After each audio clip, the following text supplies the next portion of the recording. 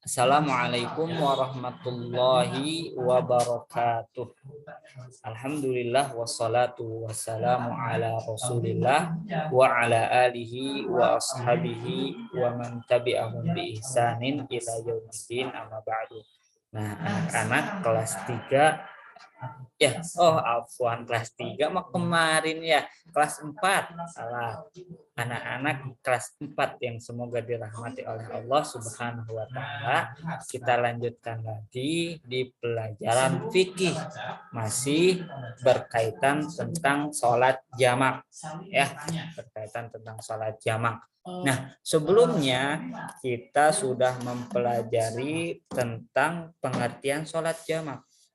Jamak itu kan mengumpulkan ya. Kita sudah jelaskan jamak itu mengumpulkan, menggabungkan. Nah, jadi kalau sholat jamak itu mengumpulkan atau menggabungkan sholat wajib, sholat fardu yang 5 waktu ya. Itu mengumpulkan sholat fardu yang 5 waktu. Contohnya zuhur dan asar. Kemudian contoh yang lain maghrib dan isya. Cukup 2 ini aja contohnya ya. 2 ini aja. Zuhur dengan asar, maghrib dengan isya. Ini contoh sholat jamak. Selain ini tidak boleh. Asar dengan maghrib tidak boleh ya. Asar dengan maghrib tidak boleh di kita jamak. Atau misalnya subuh dengan zuhur juga tidak boleh ya. Yang boleh hanya zuhur dan asar, kemudian maghrib dan isya, itu doang yang boleh ya, yang lainnya tidak boleh. Nah, kemudian pembagiannya kita juga sudah menjelaskan tentang pembagian sholat jamak, kan ada 2 ya. Pembagian sholat jamak itu ada 2. Apa saja pembagiannya? Yang pertama jamak takdim, yang kedua jamak takhir. Kita murojaah sebentar dulu ya. Jamak takdim apa? Jamak yang diawalkan. Namanya juga takdim ya. Takdim itu yang diawalkan. Itu jamak takdim. Jamak takdim itu yang diawalkan. Kayak tadi zuhur dan asar. Kita mau jamak takdim. Berarti asarnya yang kita awalkan. Asarnya yang kita tarik ke sholat, ke waktu sholat zuhur. Gitu. Jadi sholat zuhur dan sholat asar dikerjakan satu waktu. Kapan? Pada waktu sholat zuhur. Sholat asarnya ingat, sholat asarnya yang ditarik itu jamak takdim. Kalau jamak takhir apa? Kebalikannya. Sholat zuhurnya yang diakhirkan itu jamak takhir. Sholat zuhurnya yang diakhirkan. Contohnya kita mengerjakan jamak takhir sholat zuhur dan sholat asar. Berarti 2 sholat ini kita kerjakan pada waktu sholat asar ya. Di sholat zuhurnya yang kita tarik. Nah, ini yang kita telah jelaskan. Sudah kita jelaskan. Kalau misalnya ada yang belum paham, silahkan bisa diulang-ulang lagi, catatannya bisa dilihat lagi ya. Misalkan sudah menyuruh kalian untuk mencatat. Nah, jadi yang masih belum menyiapkan catatannya, dari sekarang cepat-cepat ambil catatannya, ambil pulpennya, ambil buku tulisnya ya. Jangan sampai nanti ketika Ustadz suruh mencatat, kalian lari-lari mencari buku tulis sama pulpennya.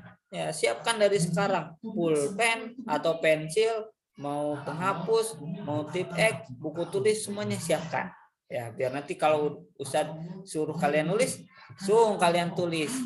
Nah, kita sekarang masuk kepada syarat-syarat sholat jamak. Nah, ini tulis judulnya ya. Silakan tulis. Syarat-syarat sholat jamak. Ya, syarat-syarat sholat jamak.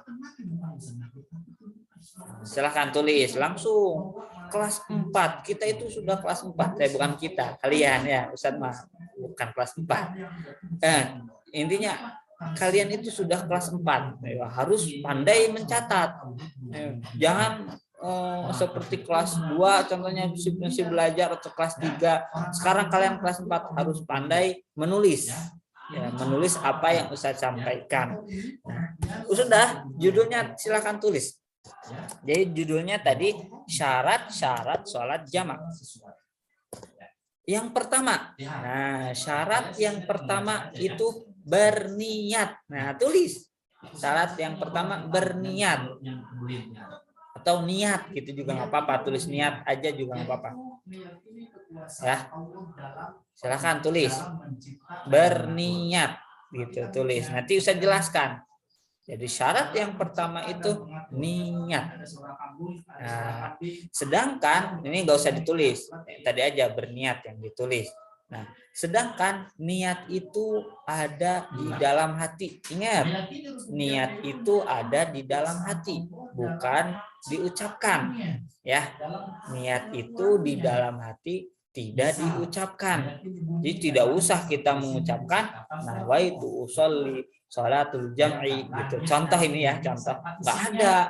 Nggak ada lafaz gitu. Kalau ada lafaz gitu seperti itu, kalau ada lafaz nawaitu usolli fardhu zuhri contohnya, atau nawaitu usolli fardhu jam'i, kan kita mau menjama ya, contohnya kayak gitu. Nah kalau ada lafaz kayak seperti itu, pasti ada riwayatnya dari Rasulullah Shallallahu Alaihi Wasallam. Karena kita beragama ya, karena kita beragama itu sesuai dengan apa yang telah dicontohkan oleh Rasulullah. Karena Rasulullah itu hamba yang paling tahu bagaimana caranya ibadah kepada Allah. Ustaz ulang. Ya, Ustaz ulang. Jadi kita beribadah kita kepada siapa? Kepada Allah, ya.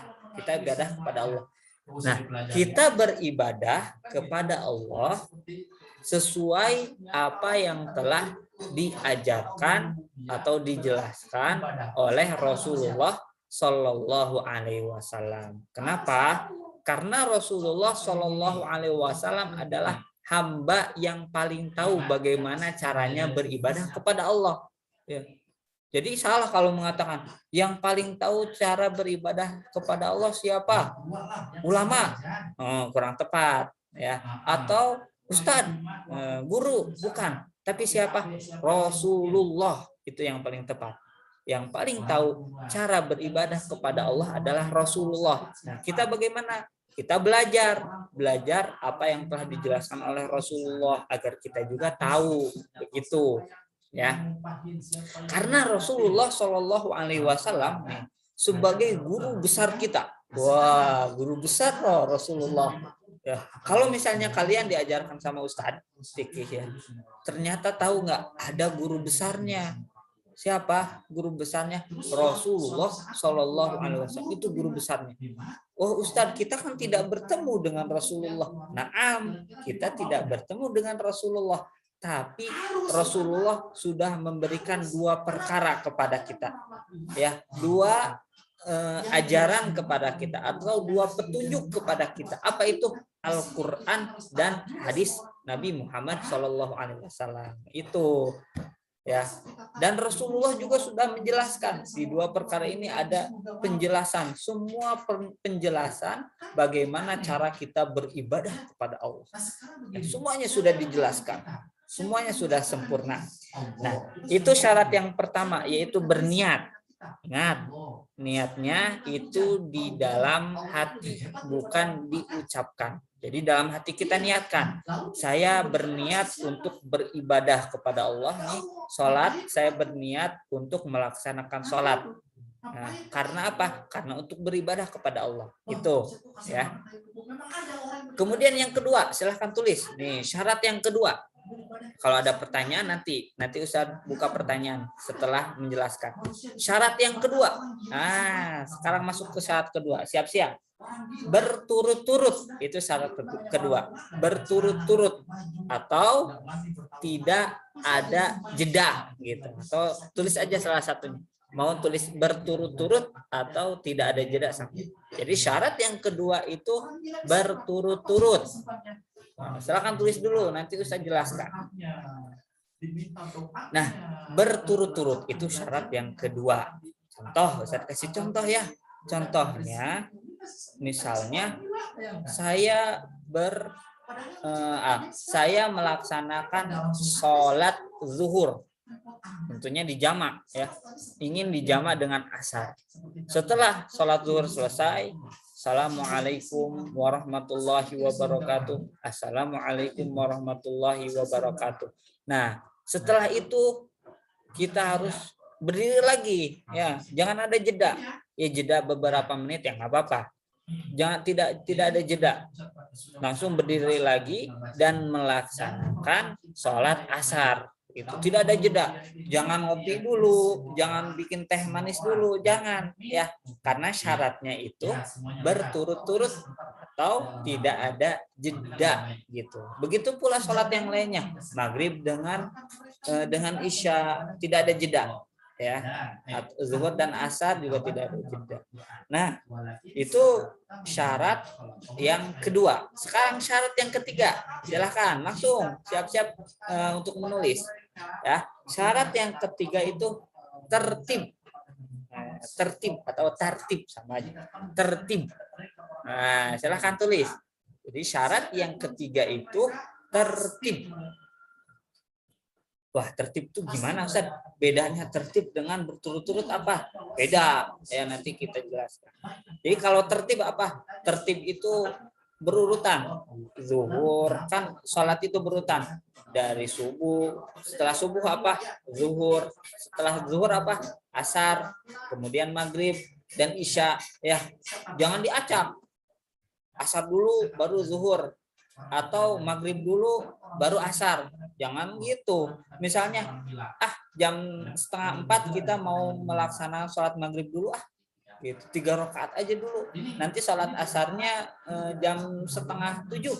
Nggak boleh, harus berturut-turut. Gitu. Harus tertib, ya, harus tertib. Jadi harus tertib. Contoh, saya kasih contoh ya, biar mudah. Karena semua hal itu akan menjadi mudah dengan contoh. Nah, contohnya tadi, contohnya zuhur dengan asar. Ya, contohnya zuhur dengan asar. Nah, kita mau menjama takdim dulu, jama takdim, zuhur dan asar. Dikerjakan pukul 1 siang. Karena kita lagi bersafar, lagi jalan-jalan contohnya, bersafar, kemudian kita menepi dulu ke masjid melaksanakan sholat zuhur dan asar. Nah yang kita kerjakan itu sholat zuhur dulu, setelah sholat zuhur baru sholat asar. Begitu pula jamaah takhir. Nah jamaah takhir apa?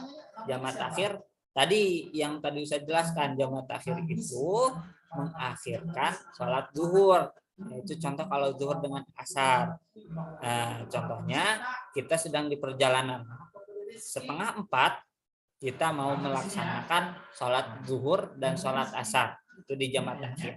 Nah yang kita kerjakan bukan sholat asar dulu, bukan sholat asar baru sholat zuhur, tidak, kan harus berturut-turut, harus tertib. Wah salah sebut, harus tertib. Syarat yang ketiga kan tertib, berarti harus zuhur dulu baru asar. Itu syarat yang ketiga ya, tertib, zuhur dulu baru asar ya.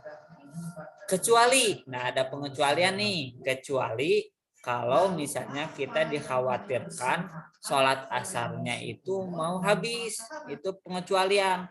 Contohnya ketika kita sedang bersafar, nah kita baru bisa beristirahat 5:30. Wah bentar lagi maghrib. Waktu sholat asar itu pengen habis bentar lagi. Nah cepet-cepet kita mengerjakan sholat asar. Sholatnya jangan cepet-cepet. Sholatnya mah tetap harus pelan-pelan gitu. Harus jangan cepet-cepet. Ya kalau sholatnya jangan cepet-cepet, maksudnya segera untuk melaksanakan sholat asar. Nah setelah sholat asar baru kita mengerjakan sholat zuhur. Itu kalau khawatir waktu sholat asar habis gitu ya. Nah sampai sini ya pelajaran kita. Jadi pelajaran baru kita itu tentang syarat-syarat sholat jamaah. Saya ulang nih sambil lihat catatan kalian, benar tidak catatannya ya. Syarat-syarat sholat jamaah. Yang pertama apa? Itu berniat atau niat. Itu. Yang kedua itu berturut-turut atau tidak ada jeda. Dan yang ketiga itu tertib. Nah, gampang tuh, sedikit catatannya ya. Yang penting sedikit ini, yang penting terus. Ini kalau ada contohnya nih, aduh saya mah nggak males nanti aja nyatetnya. Nanti malah nama banyak catatannya nggak dicatat. Akhirnya ketika ujian susah ngafalinnya, susah murojaahnya. Ini yang Ustadz suruh catat agar apa? Agar kalian mudah murojaahnya. Ingat tadi catatannya, cuman ada sedikit ya. Pertama syarat-syarat sholat jamaah, yang pertama itu apa? Berniat. Nih yang pertama. Yang kedua apa? Berturut-turut. Dan yang terakhir, yang ketiga itu tartib atau tertib. Gitu. Silakan sampai sini pembahasan kita.